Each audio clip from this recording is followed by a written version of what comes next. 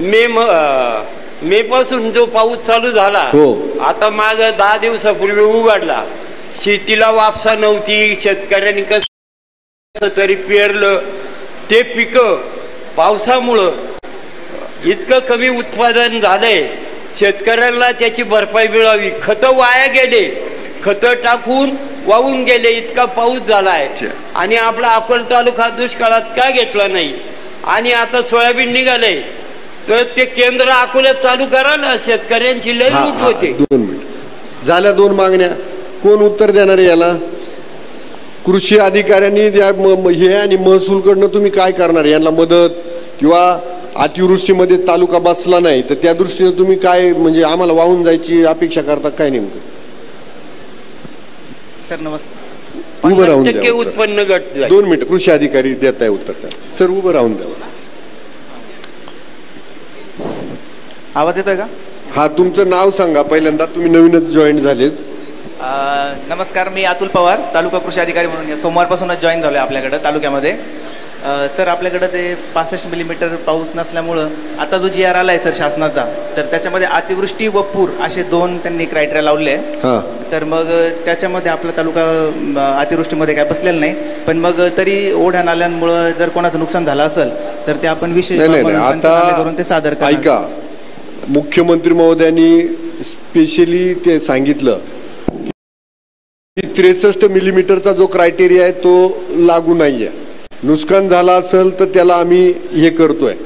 मग जर नुकसान झालं त्याची भरपाई देणार असेल तर तसं तुमचे पंचनामे गेले पाहिजे. किंवा त्यांचा दुसरा प्रश्न आहे क्रॉप कटिंग, म्हणजे पिकाचं उत्पन्न कमी झालंय या पावसाच्या लहरीपणामुळं, तर त्या सगळ्या याचा त्यांना काय परिणाम झाले, त्याला शेवट त्याचा निर्णय काय आहे तर शासनाकडनं पैसे भेटावे. आलं का लक्षात? म्हणजे शेवटचा निष्कर्ष काय आहे का कुठून का होईना शेतकऱ्यांना मदत भेटावी. तर त्याच्यात तुमच्या कृषी अधिकाऱ्यांकडनं अशी काही तुम्ही पाहणी केली का सध्या पिकांची अवस्था काय आहे? जर पिकाची अवस्था वाईट आहे, भातावर तुडतुडा पडलाय, सोयाबीन काळं पडलंय, मकाला मोड आलेत, तर ह्या लोकांना कशातून तुम्ही न्याय देणार आहे? म्हणजे एक लक्षात घ्या की आपण शेतकऱ्यांचे अश्रू पुसण्यासाठी आहे. आपण शेतकऱ्यांना असं उत्तर नाही देऊ शकत, ए बाबा लय पाऊस नाही झाला मग कसं तुझा पंचनामा करू, असं उत्तर अपेक्षित मला बिलकुल नाहीये. तर याच्यावर काय करू शकतो ते बाबांना सांगा. आणि दुसरी गोष्ट, आपली काल चर्चा झाली मध्ये, मी पण याला सोयाबीन खरेदीच्या केंद्राला, तर ते जे फेडरेशन मार्फत आपण त्याचं सोयाबीन खरेदी होणार आहे, म्हणजे केंद्राकडनं त्याची ग्रँड आहे आणि केंद्राकडनं त्याची खरेदी होणार आहे, तर त्याची पण माहिती त्यांना द्या. त्यांच्या दोन्ही प्रश्नाच्या उत्तरात द्या.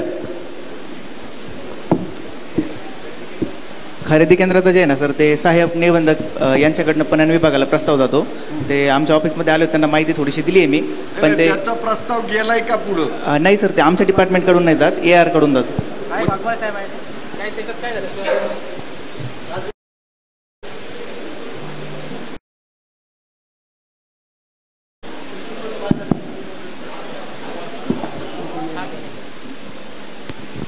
कृषी उत्पन्न बाजार समितीचा आपण खरेदी केंद्रासाठीचा प्रस्ताव पाठवलेला आहे. आणखी कोणी म्हणजे थेट पणनमार्फत इंडिव्हिज्युअल जर कोणाला करायचं असेल बुवा खरेदी केंद्र वगैरे सुरू, तर ते पण करू शकतात. किंवा आणखी एखादी संस्था आहे किंवा शेतकरी ग्रुप जो आहे ते पण करू शकतात. त्याच्यात बाबा असं आहे की थांब ना एक मिनिट, माझ्या प्रश्नाचं समाधान झालं नाही. पाऊस चालू असताना वापसा नसल्यावर पिकाची वाढ होत नाही. तुम्ही कसे काय शास्त्रज्ञ तयार झाले? ती बाबा ऐका, तुम्हाला प्रश्न विचारायचे, आरोप प्रत्यारोप करायचे नाहीयेत. तुमच्या प्रश्नाचं उत्तर भेटलं नाही तर त्या अधिकाऱ्यांनी द्यावं का त्यांचं म्हणणं तुम्ही भरपाई कसं देणार एवढं.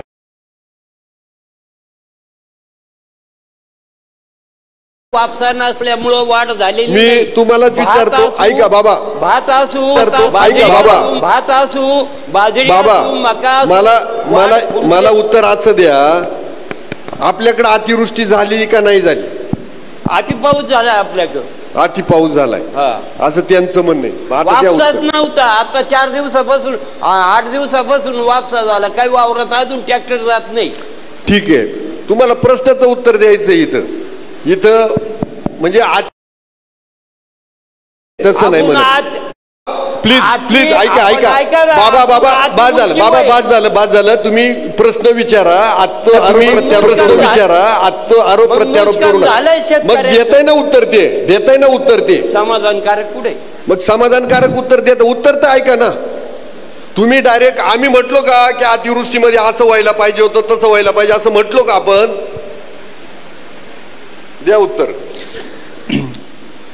सर 65 मिलीमीटरपेक्षा जास्त पाऊस 24 तासांमध्ये व्हायला पाहिजे तर त्याला अतिवृष्टी म्हणतात. आता पाठीमागच्या सप्टेंबरमध्ये पण जो पाऊस झाला सगळीकडे जास्त, तर त्यात पण आपल्या तालुक्यामध्ये 65 मिलीमीटर काही कुठंच पाऊस नव्हता. 49 हो सततचा झाला. तर तुमचं नाव आणि गाव लिहून घेतलंय. आमचे कृषी सहाय्यक जे आहेत ते तुमच्या प्लॉटवर मी पाठवतो आणि जर नुकसान असेल तर ते विशेष बाब म्हणून आपण ऐका. आता हे त्यांनी एकट्यासाठी नाही मांडलं तर पूर्ण तालुक्यासाठी मांडलेलं आहे. याच्यामध्ये तुम्ही काय केलं पाहिजे की ठीक आहे एक दिवसात 65 मिलीमीटर नसेल पाऊस पडला, पण सततचा पाऊस मे महिन्यापासून 6 मे महिन्या पडतोय, तर याच्यात असं कुठलं पीक टिकणार आहे? तर याच्यानुसार तुम्ही शासनाला कळवलं पाहिजे ना. शासनानं फक्त सांगितलं तुम्हाला अतिवृष्टी झाली तर हे करा, तर असं करून नाही चालणार आहे. याच्यात तुम्ही काय करणार आहे ते सांगा त्यांना.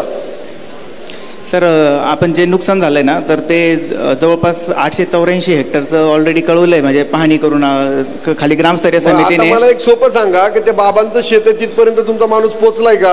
गाव कोणतं आहे बाबा? बरकतपूर पोहोचलाय का कृषी अधिकारी तिथपर्यंत? बरकतपूरचे तलाठी, कृषी सहाय्यक आणि ग्रामसेवक 3 जण. दारूबंदीवरती घ्या, त्या बाकीच्यांना चेअर द्या, येऊ द्या वरती. मला एक सांगा, त्यांच्याकडे कृषी अधिकारी कोण आहे?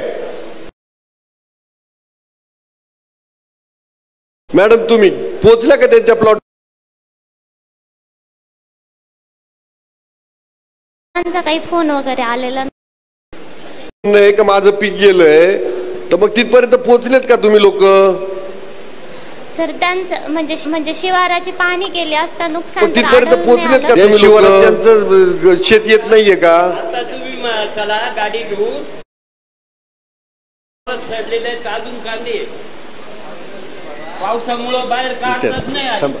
कांद्यांच्या याद्या ऐका 2 मिनिटं ऐका. जर त्यांचं म्हणणं काय कांद्याच्या याद्या पाठवल्या ना, तर मग त्यांचं नाव गेलंय का त्याच्यात? सर मी चेक करते, मला अजून त्यांच्याकडून. मग ऐका, हे त्यांचं बाबांचं उदाहरण झालं. असं सगळीकडे मी सांगतो की जर तुमच्या हलगर्जीपणामुळे शेतकरी वंचित राहत असेल तर त्याला तुम्ही दोषी आहेत. मागं सातेवाडीमध्ये काय झालं, एकाचे जनावर डेथ झाले, त्यांचे तुमच्या कालते ना ते लोक, त्यांचे पंचनामेच व्हेटरनरी आणि त्या विभागाने पाठवले नाही, PM केलं नाही. कशी भरपाई द्यायची? बाकीच्यांना भरपाई आली, तुम्ही कसं भरपाई देणार यांना? माझं काम, तुमचं काम काय आहे? क्रायटेरियानुसार पंचनामा करायचा आणि तो पाठवून द्यायचा. मदत कोण देणार आहे? सरकार. तुम्ही जर नावच नाही पाठवलं तर त्यांच्यासारखे अजून जण आहेत ना, त्यांना मदत कशी येणार ताई? सर आपण याद्या सादर केलेल्या ऑफिसला. मग त्याच्यात नाव आहे का त्यांचं? चेक करते सर. आणि नसेल नाव तर काय करणार? सर आपण घेतलेलं आहे. नाही, जर त्याच्यात त्यांचं नाव नसेल तर तुम्ही काय करणार? सर वरिष्ठ अधिकाऱ्यांशी बोलून. नाही, वरिष्ठ अधिकाऱ्यांशी काय बोलतात? वरिष्ठ अधिकारी काय पगारातून पैसे देणार का? नाही, अशी उत्तर बरोबर नाहीये ना. म्हणजे त्यांनी जे विचारलं त्यांचं समाधान तेच आहे. तुम्ही त्यांच्या बांधापर्यंत, त्यांच्या शिवारापर्यंत पोहोचले नाही, त्यांची व्यथा काय आहे ती जाणून घेतली नाही, तुम्ही पंचनामा केला नाही असं त्यांचं म्हणणं आहे. तर भेटा त्यांना आणि बाकीच्यांना वॉर्निंग आउट करतो. आज मी पोस्ट करणार आहे का ज्यांचे पंचनामे नाही झाले, ज्यांना इथपर्यंत जर कृषीवाले कोणी पोहोचले नाही तर संबंधित कृषी अधिकाऱ्याचं किंवा त्यांचा कोण कृषी सहाय्यक आहे त्याचे नाव मला द्यावं आणि त्याच्या नावाची तक्रार मी कृषी मंत्र्याकडे करणार. दुसरं त्या याचं तुम्ही सांगा सोयाबीन खरेदी. तर सोयाबीन खरेदी ही केंद्राकडनं तुमच्या नाफेड मार्फत म्हणजे फेडरेशन मार्फत त्याची खरेदी केली जाते. त्याचा प्रस्ताव गेलाय का वरती? कृषी उत्पन्न बाजार समितीचा प्रस्ताव गेलाय. आणखी जर कोणी इच्छुक असेल तर त्यांचा पण प्रस्ताव आपण पाठवतो. म्हणजे संस्था वैयक्तिक त्याला बाबा असं आहे की त्याची खरेदी संस्थेकडे दिली जाते आपल्या कृषी उत्पन्न बाजार समिती मार्फत त्याची खरेदी होत नाहीये आणि मग त्याला पण एवढ्या 8 दिवसामध्ये तो प्रश्न 99% मार्ग लागायला पाहिजे सोयाबीन खरेदीचा. दुसरा प्रश्न, आपण रोडचं उद्घाटन करायला 23 साली मी होतो, तुम्ही होते. मी कंत्राटदाराला म्हणलं होतं हे मुदतीत पूर्ण होईल का. कुठून कोणता? अकोले ते वाशेरे परखतपूर हो. हा रस्ता. आणि त्यांनी असं काम केलं, प्रधानमंत्री सडक योजना. पुढे यायचं, चला जाऊ, काम केलं नाही. या पुढं. त्यांना किती दिवसात काम पूर्ण होणार आहे. आणि बाबा त्याच्यातला मी एक मुद्दा सांगतो, मध्ये एका शेतकऱ्यानं अडचण केली होती, बरोबर आहे का. हो सर. आता त्याला तुम्ही लोकांनी भेटून त्याला हे केलंय, आता काय प्रॉब्लेम राहिला नाही. लोक रस्ता रुंद करून देत नव्हते. म्हणजे तुम्हाला सांगतो की मुख्यमंत्री सडकचा महाराष्ट्रातला पहिला रस्ता आहे का तो 5.5 मीटरचा केलाय आपण. बरोबर सर. हो. महाराष्ट्रातला पहिला रस्ता मुख्यमंत्री सडकचा 5.5चा केलाय. तर आता त्यात कधी पूर्ण होणार आहे सांगा त्याला. सर 31 डिसेंबरच्या आत तो रस्ता पूर्ण करून. आणि बाबा त्याला दुसरी गोष्ट सांगतो, ऐका ना, ऐका. त्याला 2 वर्षाची मुदत होती. 2 मिनिटं. मग ते सांगा ना त्याला किती वर्षाची मुदत. 25 मुदत संपली. मुदत संपली का. मुदत संपलेली सर. कधी संपली. जून मध्ये संपली. जून मध्ये मुदत संपली. आता तुम्ही मुदत वाढ देणार आहे, किती दिवसात तो रस्ता पूर्ण होणार. सर 31 डिसेंबरच्या आत तो पूर्ण करतोय मी.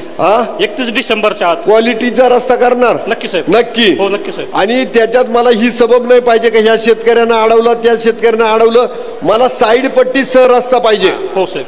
चल ओके, थँक्यू. गटार आणि यांनी शेजाऊ काम केलंच नाही. तिकडच्या मोरे टाकली. ऐका ना, ऐका. ती गावानं आम्ही टाकली.